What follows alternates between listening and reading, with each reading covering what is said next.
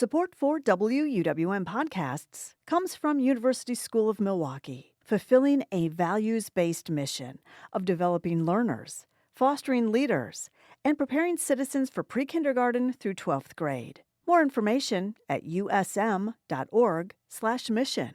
Lake Effect brings you conversations about what's happening in Milwaukee and the people, places, and organizations that shape our community. This is Lake Effect Spotlight from WUWM, Milwaukee's NPR. But we'll start with a new podcast from WUWM. It's called Status Pending, and it's about the pathways that immigrants take to live and work in the U.S. In this week's episode, WUWM's Jimmy Gutierrez explores the refugee resettlement program, which has dramatically changed this year under President Trump. So, what we're going to do here is we're going to talk about your story. Okay.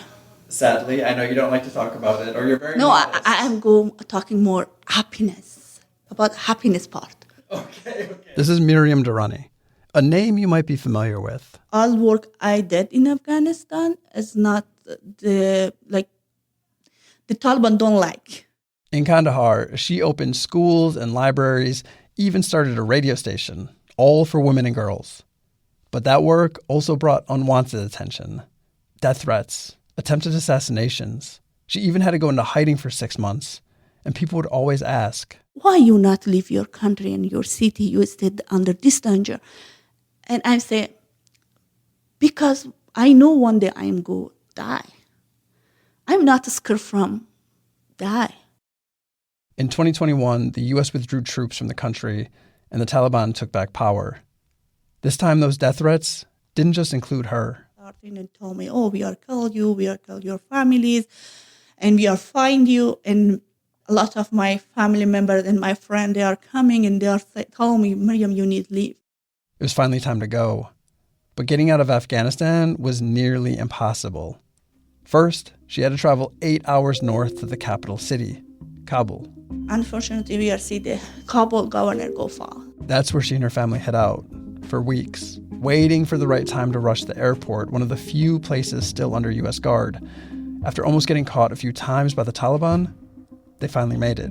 There's a lot of people inside the airplane. Nobody sitting in the chair, all sitting in the airplane floor. In 2021, the year Miriam escaped, more than 2.7 million Afghans were displaced and qualified for refugee status. And that's what it meant being a refugee in the U.S. Someone fleeing war or standing up for women's rights, even at the cost of their own life. That all changed earlier this year. One of President Trump's first executive orders, preloaded for Inauguration Day, suspended the U.S. refugee admissions program. But there is one group Trump is welcoming, white South Africans. Welcome. Welcome to the United States of America. It is such an honor for us to receive you here today. We are doing choices. We don't have choices. We are forced to leave my country. And other people have time for say goodbye. We don't have time for say goodbye. Over the past year, there may be no pathway to citizenship that has changed more than that of refugees. So, what did it mean to be a refugee? What's changed over this past year? And what does all that mean for people like Miriam? Okay, I'm Somali, so we're like Italians. We talk with our hands. There's a lot of this. Yeah, exactly. Hello, my name is Uma Abdi, and I am the Refugee Program Director. Uma's a little over 5 feet, fashionable. Hijab's always complimenting her fit. And she's got that auntie who runs things energy, which is basically what she does at Hanan Relief Group in Milwaukee. Earlier this year, they were called Hanan Refugee Relief Group, but decided to rebrand to soften the target on their backs. The moment that Trump stepped into office, the immediate suspension of the refugee resettlement program, and then along with that, the funding kind of just went away immediately. And so as an agency, that was like $500,000 overnight just lost. On Trump's first day in office, he froze the refugee relief program and foreign aid. 2 days later, 12,000 refugees were in a sort of limbo, already cleared to enter the U.S., stuck in holding countries, locked out. 2 days after that, agencies like Hanan received stop work orders. We knew that we could not just close the doors and say we can no longer serve you, you know, because when these refugees come to this country, the first person they see is someone from our agency that picks them up at the airport. And so they form that connection where you're literally their lifeline. You're the person that they come to for everything. Resettlement agencies like Hanan are taxpayer funded. The government sets a budget, around $2,400 per refugee, and agencies use this money to help refugees with things like housing, food, clothes, basically getting their life started. The catch is that all of this has to happen in the first 90 days. But before any of this happens, before the 90 days, or traveling to a new country, refugees need to get approved. And so they have to register themselves under UNHCR to become a refugee. UNHCR is the United Nations High Commissioner for Refugees, and you are going to hear a lot about them here. They are basically the doorway for people seeking refugee status. They approved people like Miriam and so many other Afghan refugee status at that time. They also vet applicants, the most thorough process of all immigrants entering this country. When they mention that they come from a certain area where a certain group is being persecuted, they don't just take that at face value. They investigate. They make sure, even the dialect that they're speaking, they will have somebody interpret and make sure that the dialect matches where this person is coming from. So it's a very thorough process, and they go through many medical checks and medical examinations. And so it's a very, very thorough process. This process kind of formalized 45 years ago with former President Carter's Refugee Act of 1980. That's when presidents started setting the total number of refugees allowed into the U.S. Back during the Biden administration, that ceiling was 125,000. This year, President Trump set the ceiling at 7,500, a 94% drop, the fewest refugees ever, and a number that is reserved almost exclusively for white Afrikaners from South Africa. Afrikaners are the same group of people who invented apartheid, that brutal system of racial segregation and subjugation that was law of the land in South Africa for over 50 years.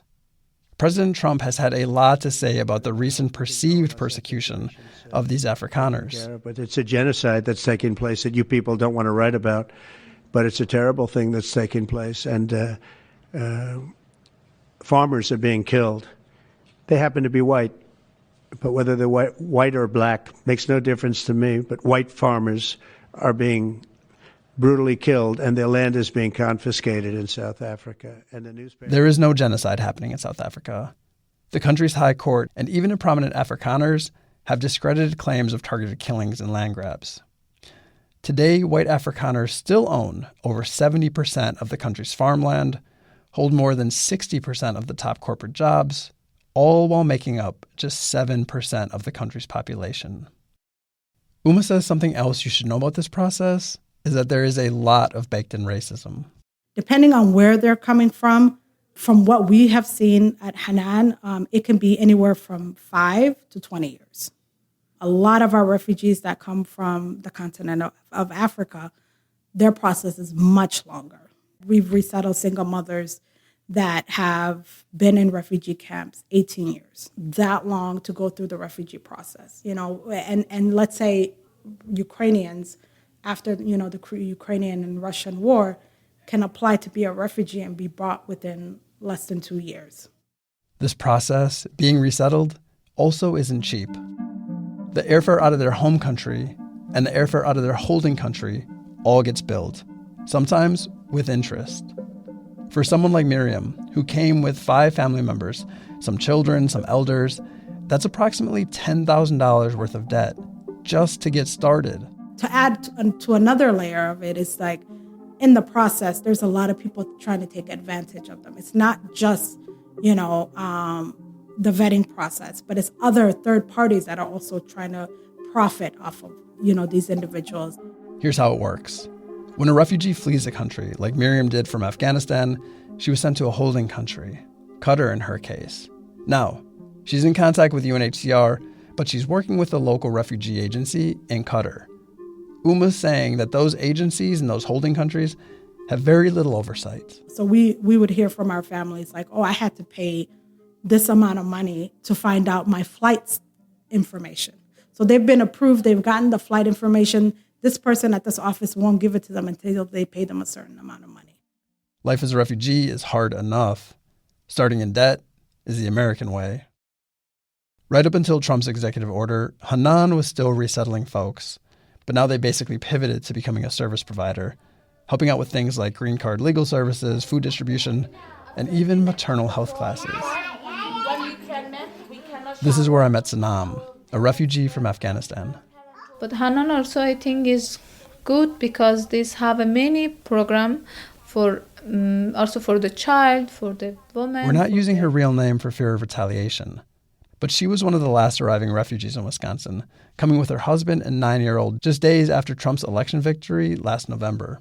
The people live here in U.S. or any country was safe, didn't understand. I don't want anybody understand me because the refugee was not good life.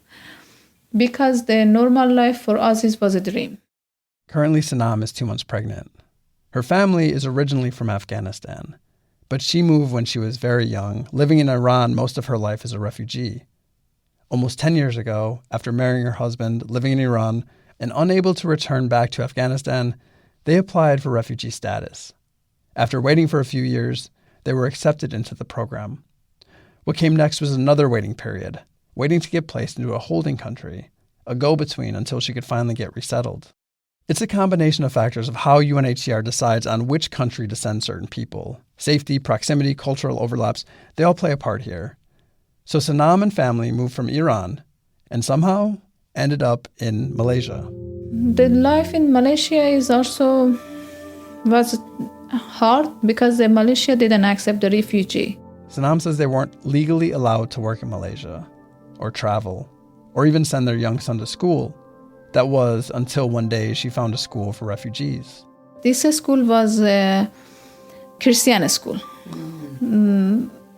When I sent him, I said, I'm Muslim, if possible, because they said before they start the class, we pray with all the children. But I say, because I'm Muslim, if possible, you let my son out and you pray. But he said, we cannot do it. But I say, it's okay. This was the most mild indignity. Soon her son was coming home with marks on his hands. Then it happened again. He was being hit by his teacher. One time I said nothing because I cannot find any school near to me. But another time my son come say, Mom, he do it again.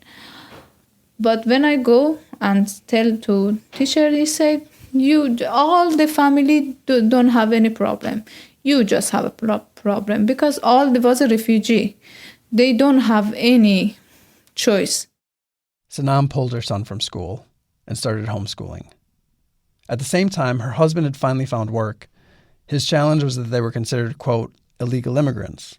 Sure, they were placed in Malaysia, but they were still waiting on permanent refugee status, meaning that police could and would routinely stop, detain refugees until they offered up whatever money they had. And this was their life for 9 years. 9 years living in limbo in Malaysia, waiting for their number to be called by UNHCR. They got so desperate, they started to call the agency every day. Then last November, they finally heard back. And it wasn't good. Everything had fallen through, their paperwork and their request, and the family would be stuck in Malaysia. But that time, we just all crying, also my husband crying, because we think this cancel, because we know that when the President Trump come, because he don't want to refugee. 2 days after that call, they got another call. UNHCR again. That previous call? Logistical error. Their flight and placement was secured, and they were officially heading to the U.S. We are so happy, but we're not sure about that. I asked Sanam what was her biggest challenge moving to the U.S. She looked at me, slowly smiled, and said, nothing.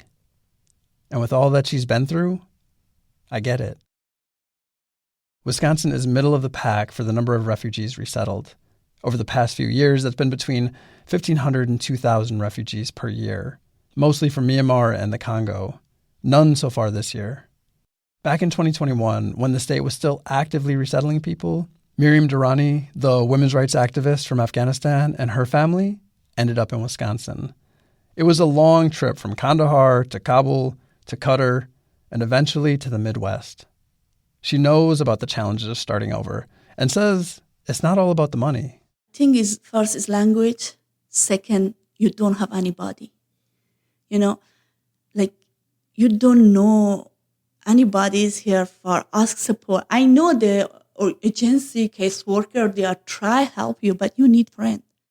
A lot of the people, they are separate from the family, like children stay behind, or wife stay behind, or husband stay behind. Yeah, I see they are more depressed. They are more have problem. A lot of focus on refugees and their lives is trauma-centered. The path that folks had to go through to get to a safer place, to get to a safer country, to get their family to safety, it's hard to comprehend. But people like Miriam, in that process, also had to give up everything. She was the center of the universe for so many girls in Afghanistan. Not just an inspiration, but someone tangible. She was right there next to them, working with them every day. And she says that losing meaning to your life is as cratering as leaving it all behind. This is time I lose all my hope. I am very broken because all my dream gone. Everything I make from zero is gone. Then something changed for Miriam. A friend recommended she visit Hanan, see what they're doing, the programming they offer, and she quickly fell in love. She thought, I can help here. And she got to practice her English every day. She says that her Google Translate was always open on her phone. Today, she's the culture program manager at the center, working with people like Sanam every day. Now I'm not feeling I'm just belong to my community. Now I'm start working with Rohingya, Congolese. I see a lot of different people with different language, but I'm feeling it's a blessing from God for me. I can help not just my community. I can help other people need help. The number of refugees resettled in the U.S. is ultimately set by the president, and who knows what to expect in the coming years, or what obtaining citizenship will look like for new arrivals who just beat the clock like Sanam, or how long agencies like Hanan can keep their doors open even after a rebrand. For now, their status is pending.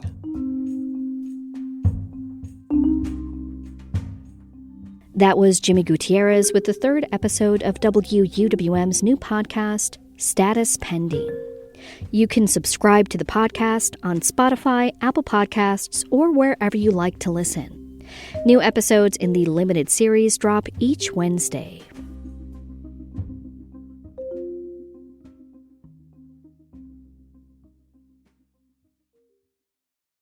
You can find more interviews like this one by visiting WUWM.com/Lake Effect. And while you're there, subscribe to the Lake Effect Spotlight podcast.